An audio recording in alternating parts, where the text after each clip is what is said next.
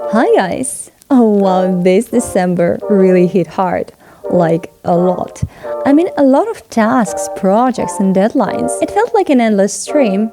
And honestly, I wasn't sure I'd make it through. Not everything got done, but surprisingly, a lot did. In some projects, I honestly didn't think I'd manage to finish because, well, December just swallowed all the time I had.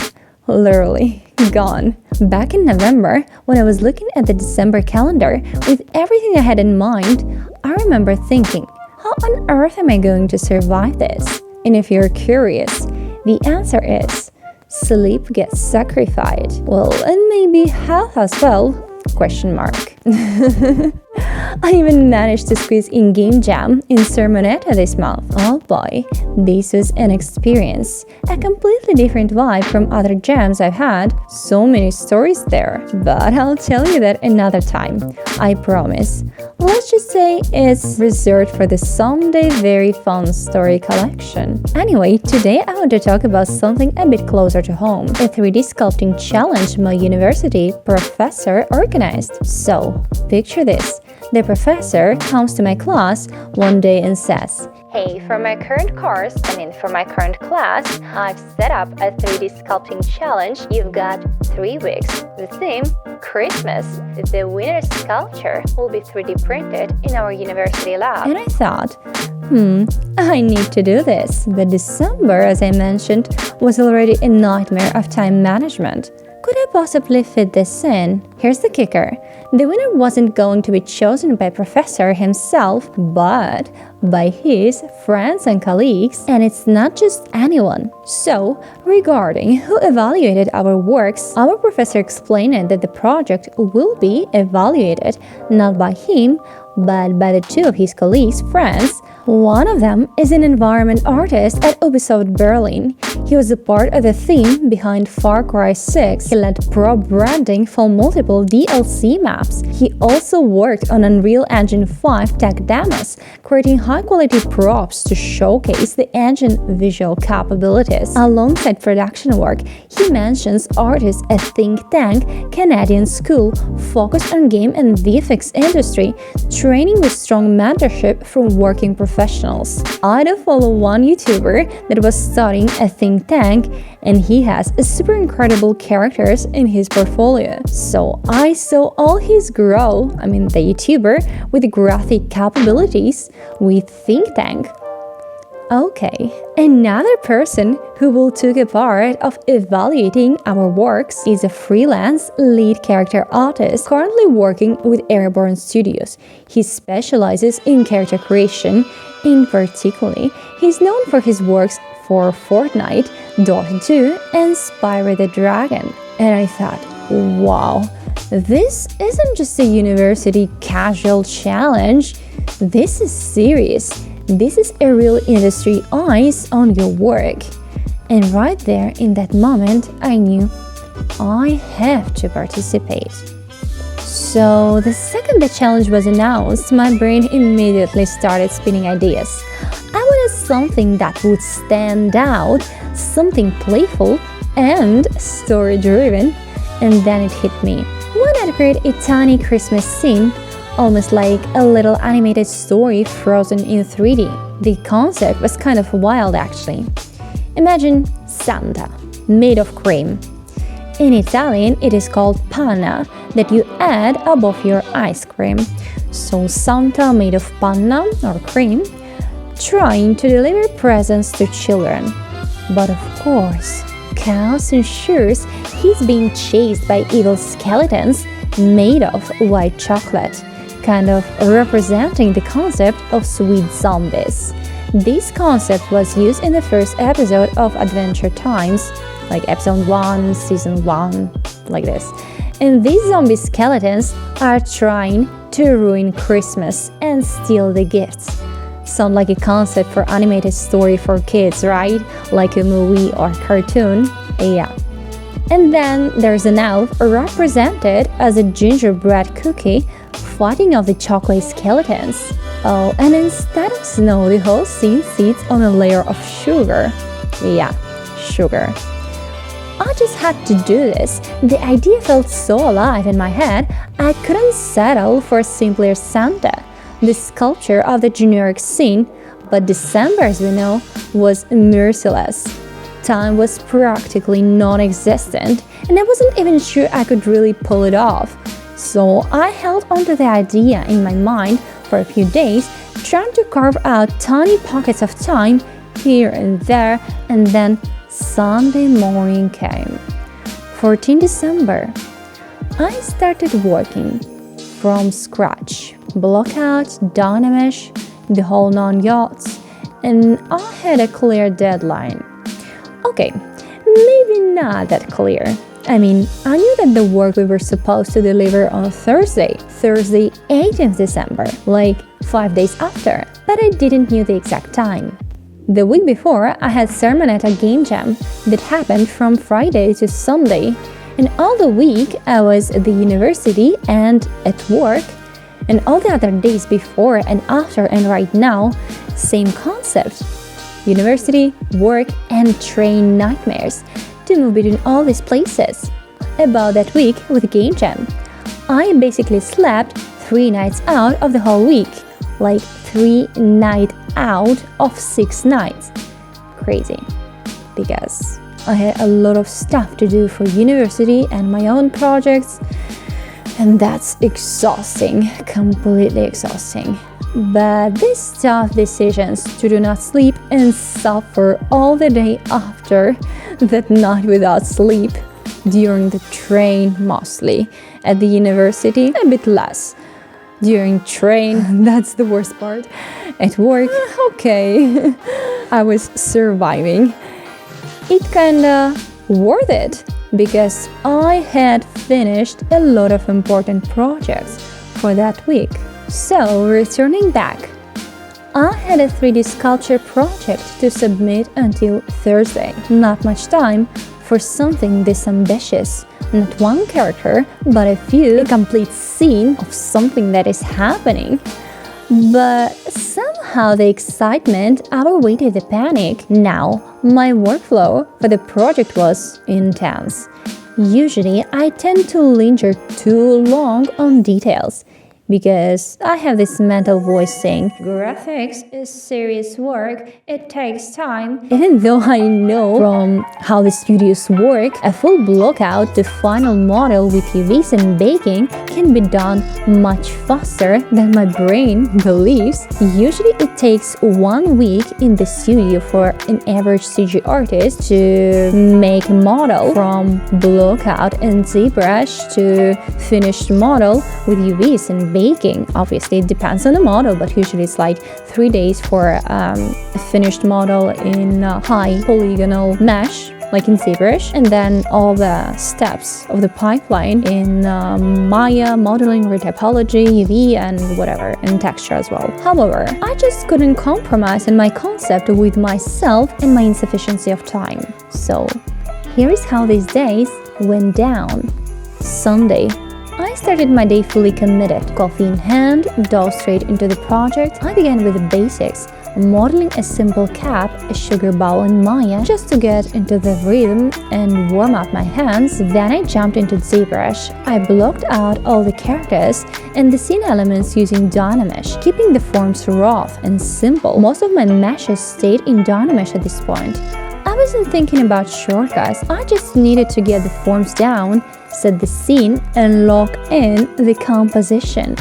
I was trying to see the model conceptually from all 4 sides, so that all 4 sides is interesting to see. For as long as in theory, the model was supposed to be 3D printed, I wanted that the model is interesting to see from all 4 sides, and also from all 4 angles as well. But at the same time, I didn't want it that all 4 sides of the model have the same weight of interest. I still wanted that one side is more interesting than ours, so that the back of the model is more balanced at this point and have a little bit of interest, but much less in comparison with the main side. It was only on Monday morning that I was informed that the deadline had been moved to Tuesday. And that was an absolute nightmare for my ears. Closer to noon, new information came in, and this time it was final. The deadline is Wednesday at 3 p.m. Well, that's better than Tuesday, but worse than Thursday. It was a bit frustrating because I had planned to work on the project on Wednesday morning during the lecture, as well as on Wednesday evening. But at that point, there was nothing I can do. I had to adapt. So, guys, let's remember for now. The deadline is Wednesday at 3 p.m. In 2 days, basically, in 2 days since I've got this information on Monday afternoon. An absolute nightmare for my ears. So, let's keep going. Monday, I had work in the morning and the lectures from 1:30 to 5:30 p.m. I had already made the decision. The project had to happen, had to be done, had to be designed. During the lectures, no compromises, full focus. Because I don't have time. The only time available is during lectures actually. This is a sad information, but it is true. So basically, I ran a marathon of sculpting whenever I could. Before taking this decision to work during the lectures, I had already decided that I will continue working despite what happens around me, even if it meant ignoring tasks or exercises the professor assigned or leaving my group to handle certain things on their own without me. Decision done. After commuting home, eating and setting in, I worked again from 10 p.m. until about 2 a.m. Sleep was like a drop of finished tea. Tuesday, my lectures was scheduled for the afternoon, but as luck would have it, I arrived at the university and realized it was cancelled. Few minutes before the start. It felt like a Christmas miracle. Suddenly, I had a completely uninterrupted block from 1:30 to 4 p.m. to push forward. I mean, I do love my lectures at the university, and I would have felt happy to participate any other day except for that certain day because I had work to do and nothing else matters. I worked on the overall look at the scene from all sides in the cookie. It was supposed to fight with the skeleton zombie. I also did downloaded an already ready skeleton model to take it as a starting point for my skeleton blockout. Well, actually, it's more like the simplification of the realistic skeleton more than a real blockout. To be honest, this wasn't a very smart idea. If I were to do it properly, I would need to analyze the real skeleton, synthesize it, and simplify it through the process of synthesization, transforming it into the stylization, and then do the blockout from scratch. That way the skeleton would fit in the visual style of the whole work. Stylized, simple. Usually I finish the lecture at 5:30 p.m. but I had to stop my work at 4 p.m. and get going home because my boyfriend finishes the work at Rome at 4 p.m. so we can return together, and that's what we did. At 4 p.m. I stopped my work. It took a lot of time to get home. Then we went to search for pizza for dinner. That was closed. We returned back home to order it, and time had flew away with the speed of sun rays.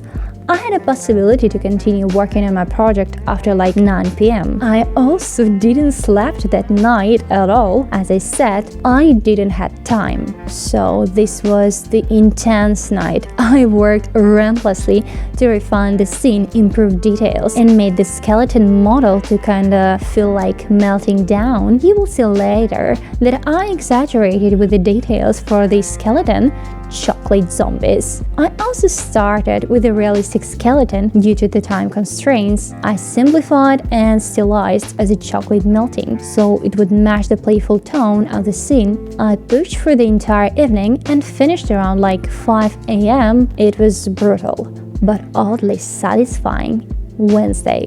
I had a university lecture at the morning, so at 6 a.m. I went out from home to get going to the university. Then at 9 a.m. I get to our classroom and started working. The lecture finishes at 1 p.m. I actually worked from 9 a.m. to 12 p.m. Then I had to stop for a bit to do professor's tasks. And as I said before, I already took decision to do not do any tasks during lectures for as long as I had to keep going with my ZBrush work, sculpture work. However, I noticed that no one was going to do that exercise, and we had to finish it and present to professor, so I felt really bad to do nothing Well, no one is planning to do the exercise. If no one prepares the exercise, who will the professor review at the end? So when professor started reviewing our exercises, only one girl and I downloaded our exercise files to Teams so that the professor can review them. But closer to 1 p.m., I have regained my ability to continue working on the project. Basically, how I worked on this project, I was sketching, making rough drafts of blockout of the characters, objects, and the scene using objects with Dynamesh. Then I worked on the detailing. Then I turned off Dynamesh. I did ZBrush, the same polygons. Then I did ZBrush, half polygons. I continued until I reached the minimum number of polygons I needed for comfortable work. I even added subdivisions, and then I kept adding and reworking the details of the objects, constantly switching between subdivisions to see on which subdivision level the details I added looked cleaner and neater. Almost always it was the first or second subdivision. There was also a third, but I barely added anything there. From the beginning of the lecture, I organized my work so that I would focus on the project for the first 3 hours. But after 12 o'clock, I started cleaning up the project, bringing all the parts of the model into the proper, clean state. But because of the assignment, this process dragged on. Closer to the end, around 1 p.m., I realized that some of the skeleton hands I had scattered around the scene, as well as some elements of Santa's blockout, were still in Dynamesh state. So when I added subdivisions there, the surface looked uneven, wobbly. I noticed this on Wednesday, when I basically finished the project scene and only needed to tidy up the number of subdivisions on objects, merge them all into one, and unify them by using remesh by union. Since it was said that the professor would prepare the model for 3D printing, I didn't need to prepare the model for printing myself. When the lecture ended, the classmates and the professor and I were talking about game jams in general, and while everyone was leaving the classroom, I was listening, responding, and participating in the conversation with them without taking my eyes off the computer and frantically clicking the mouse around. I probably looked quite funny from the outside. After half of an hour, another class came in and let me stay with them. So I passed another time at someone's lecture without unlocking my eyes from the laptop and hand from the constantly clicking mouse. I had no idea what was happening around me. I was fully immersed in work, full concentration, no distractions. So the process of finishing the work dragged on. This time, after 1 p.m., I was cleaning the project. To be more precise, between 1 p.m. and 3 p.m., I focused on cleaning subdivision levels and adding all objects to one big object, to one big mesh, so that I can apply later remesh by union to unite all different objects into one single big object. Single mesh. 3D sculpture of the scene. During this time period, basically 2 hours before the project deadline, I noticed that half of my objects were still at the Dynamesh state. So I could not just increase subdivisions and remove lost subdivisions to make the model as smooth as possible, because it always remained wobbly because of Dynamesh polygonal structure. I had to take control to review the polygonal structure of a lot of objects, zero meshing them and trying to keep the original form as close as possible. I had to turn off Dynamesh and apply ZBrush same, and only then ZBrush half and again ZBrush half to all objects to rebuild the main mesh while keeping the details and shape as close as possible to the Dynamesh state. Then, if something wasn't right, I fixed it with a few brush strokes. The problem was that every object I ZBrushed would copy itself to another part of the screen, meaning the symmetry function was on, which can be toggled by the X key or in the settings and turned off the same way. But because this function activated automatically on each level or on each object, I had to either remember to turn it off before starting ZBrush, or after ZBrush I would end up with two identical objects, one on the right place and another in an unwanted part of the scene. Very often, I didn't notice that the object had copied. I would add it to the rest of the scene, meaning the complex 3D object, where all objects are together but still separate on the same level. I had to pull the objects out, separate it, and delete the part I didn't need, and then add the correct part to the others. But before that, after ZBrush, I would add subdivisions on the final subdivision, go over each object pressing Shift to smooth it a little bit to avoid a wobbly surface. I didn't have to prepare the scene for 3D printing myself, the professor will handle that. But I still tried to make sure everything was united, solid, by applying ZBrush by union. However, it didn't work because of the high level of polygons in the scene. Accidenti. But as I said, it's not a problem to upload a model that is not solid.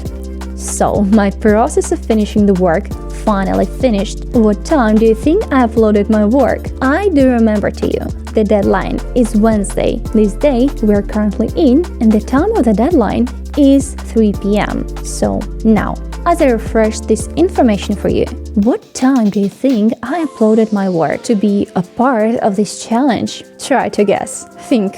Guess. Let me know in the comments if you want. Now, the answer is I submitted my work at 2:50 p.m.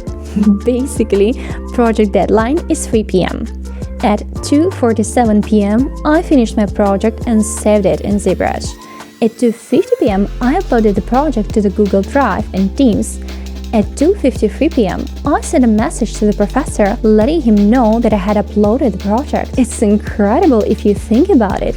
Just like in movies, when the character has to deliver something by a certain time and adds it at the last minute. For a while, I felt like I was in my own little movie, so to speak. Also, it's kinda crazy to realize that the model was done in like 3-4 days, well, 3.5 days, from Sunday to Wednesday. I mean, you have to know how much time I usually spend on one finished model to realize my shock about this information. Complete shock. I think it's for the first time in essence, I kinda feel prepared for the work in studio with their crazy deadlines in 1 week full pipeline model. I do work very fast in Maya, but in ZBrush I still have a lot to study and to work on, especially on stylization and different types of stylization. But technically, I can finish some models in short time. Good, that's inspiring news. By 3:20 p.m., I sent the professor the concept of my idea. I got this information from one blogger on a live stream. He and his friend were reviewing 3D models from their subscribers on a specific challenge. I think it was also a Christmas challenge. It was quite similar. Some participants also shared their own concept related to work, which seemed to be well received, even though I knew the concept wasn't required and there was a high chance the professor wouldn't show to the judges of the challenge my concept. I still decided to edit anyway, basically just in case. It explains what the work is about and why is it made. So like 3:30 p.m. I was still at the university. By 4 p.m. I needed to be at the theater for work, and it takes 2 hours to get there. Accidenti. Looking back, I really like how the project turned out. The scene feels alive and the storytelling concept comes through, sort of. But of course, nothing is perfect. I'm gonna repeat my original concept and explain what in my opinion is possible to do with the scene, what elements I imagined differently, etc. The idea was to recreate the scene of Christmas sweets that tells a story, because I enjoy working through storytelling. The scene depicts Santa Claus made of cream trying to deliver presents to children. However, he's being chased by evil skeletons made of white chocolate, who's trying to ruin Christmas and steal the gifts. Meanwhile, the elf, represented by a cookie, is fighting the skeletons, trying to grab a stolen gift and load it into his reindeer. Instead of snow, the characters are on layer of sugar. If I had more time, I would have reworked more on the composition. The gifts could have been different shapes and sizes. If I had more time, I would have reworked more on the composition. The gifts could have been different shapes and sizes. The skeleton, though simplified, could have been stylized and even further to match the playful candy theme. The melting chocolate effect was fun, but maybe slightly too detailed compared to the surrounding elements. I would have liked to add more skeletons, and not just hands, but with different poses and situations. Also, my cookie was supposed to have an elf hat and claws on itself as a part of the cookie, but I didn't complicate it myself with this task while working. The model for sure could be more elaborated, as well as in the original concept that was visually spinning in my head and didn't have time to settle down on paper and sketchbook. I also had a slide of reindeer. The slide was supposed supposed to hold gifts. The slide rails were made of the candy cane, just like in Hansel and Gretel's house from the fairy tale, and the reindeer were theoretically supposed to be a mix of chocolate and marshmallow. Their antlers would be a candy cane, and the slide itself would look more like a traditional slide, flipped over with all the gifts inside. If you notice, I still added a candy cane as a walking stick for Santa. However, this wasn't actually in my concept and should have not been there initially. Yeah. Unfortunately, I had to give up on creating the slide. I had to make up some compromises with myself in order to finish the project. So I made a mug instead of the real candy slide. Here you might think that I thought to replace the Santa's harness or the slide with a mug. And that's not correct. The mug does not represent Santa's slide simply because the runners, the parts that slide over the snow, if you notice in my work, are absent. If you would have found a cup with two runners, then you might be sure that I placed them there to represent the slide as a mug, and here it is not because the runners are absent. But conceptually, the mug occupies the space of the harness in the shape and volume that I needed for the composition. That's exactly why it is placed there.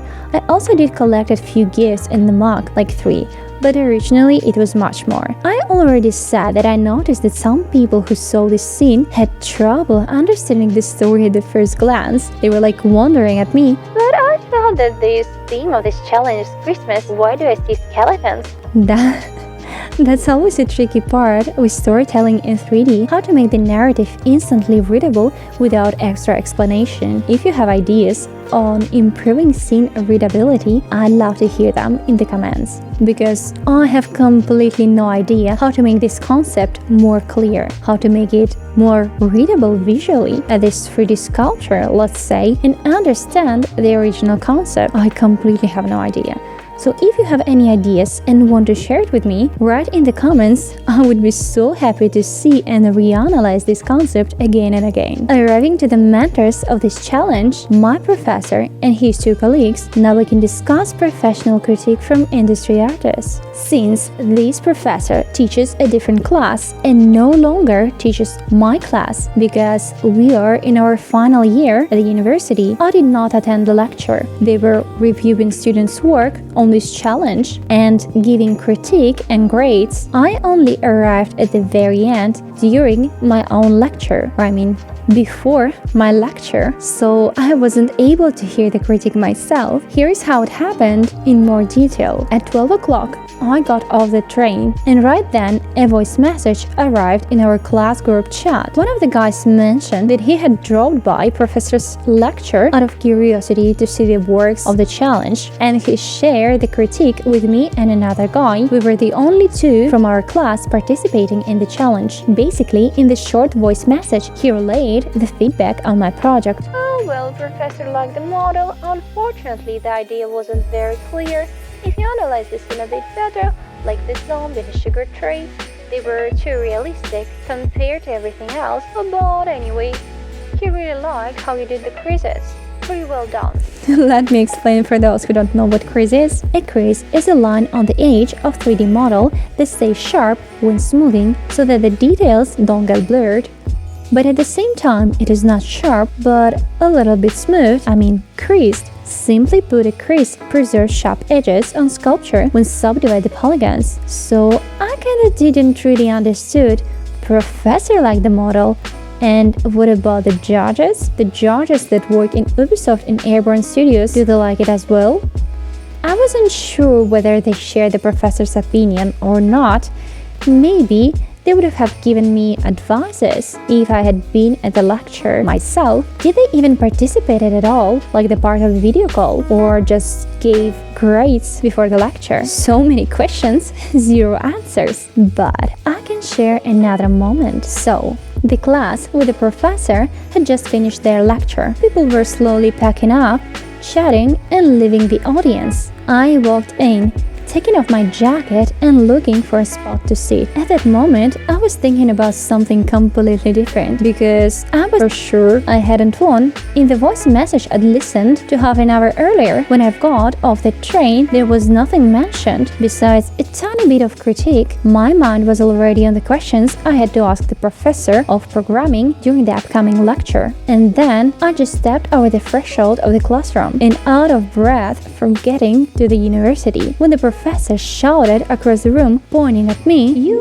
won!" I didn't quite understood what was happening. I just froze and started looking around, slowly trying to process what I'd just been told. Who won? Me? I mean, not someone else. Wait, me? Not someone else? Wait, what? The professor then explained that the first place went to another guy who made a really interesting model. But since he submitted his model slightly past of the deadline, technically I won because I made it on time. Still, the professor noted that he was considering all the works anyway, and the guy really did deserve the first place. But technically, it was me who won the first place. And the professor was switching between these two concepts while talking about who exactly won. Then he told me that my model would be printed on 3D printer in the university lab. Actually, he answered on my flying in the air question. 2 winning models would be printed on 3D printer in the university lab. The guy's model and mine. It was incredible news. I had really wanted to win, partially so I could participate in 3D printing process, partially so that I will start up here before the eyes of the people who work in the industry. While making this video, I realized that in theory I could have asked to participate in printing anyway, but the December being so busy and my brain so overloaded that thought didn't occur to me right away. When the challenge was first announced in my exhausted brain, it somehow felt like the only way I could be involved in the process of printing, and I really wanted to study this process for a long time by now. So I thought I could be involved in the printing, the model, only if I won. A strange idea, and that's not true, but that's just how tired I was. Obviously now, having a clear mind after finishing December task, I realized I could have come as well to someone's printing model, not only mine. Besides, honestly, it's way more thrilling to print your own model, especially for the first time. Originally, as I understand it, the professor was planning to print the model alone or maybe organize it with his own class, but I asked him to let me know when he was going to print the models because I want to participate during the process, and we agreed that he would text me and we will settle the plan to do it. So that's it. That's my little Christmas chaos story in ZBrush. It was exhausting, yes, but also incredibly rewarding. I got to push myself, experiment under pressure, and end up with something I can be proud of. And even though I sacrificed sleep and maybe some sanity, it felt worth it. I hope you enjoy this peek behind the curtain. If you're working on your own projects, remember, sometimes you have to push, sometimes you have to compromise, and sometimes you just have to run full speed ahead for the lecture to sculpt a Christmas cookie elf mouth. Merry almost Christmas to all of you. Or no, maybe it's better. Merry Christmas to all of you. I hope your holidays are cozy, full of creativity, and maybe a little less stressful than my December. Thank you for sticking around, watching, and sharing in the comments your ideas, if you did that, and being part of my crazy sculpting adventures. It was Karina with you. See you in the next one. Bye!